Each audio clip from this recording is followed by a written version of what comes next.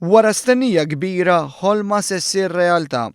Il-ħamis filgħodu b'mod unanimu l-Bord tal-Awtorità tal-Ippjanar approva l-pjan għall-villaġġ tal-Karnival. Dan il-proġett ambizzjuż huwa stmat li se jiswa mal-5 miljun euro u se jsir fil-Marsa, fis-sit magħruf bħala l-Garaxx tal-Gvern bis-Sweet Albert Town. Permezz ta' dan il-villaġġ, artisti differenti jistgħu jaħdmu qrib xulxin u se jingħata nifs ġdid lill-Karnival.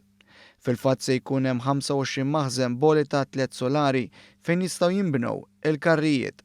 Dwar is-sodisfazzjon għall-approvazzjoni ta' dan il-proġett, tkellimna mad-direttur tal-Karnival, Jason Busuttil. Ovvjament relazzjoni sabiħ ħafna, u jgħadar fuq minn 30 sena, illi dawk direttanti kollha tal-Karnival issa fl-aħħar xi ħadd semagħhom u dal-famuż villaġġ tal-Karnival ħajsir, mhux biss villaġġ tal-Karnival huwa xi ħaġa turistika wkoll li t-turist Malti jista' jiġi hemmhekk jidħol fl-Orientation Center, jara l-Mużew tal-Karnival u mbagħad jara ftit storja tal-Karnival u mbagħad jiġri fil-warehouses fejn ikunu din ħadmu tal-Karnival. Sa dan it-tant fl-istess jum l-Awtorità tal-Ippjanar approvat ukoll il-proġett tal-Biskuttin u l-Pjazza tat Tritoni u r-rinnovar tal-binja magħrufa aħjar bħala is-Suq tal-Belt.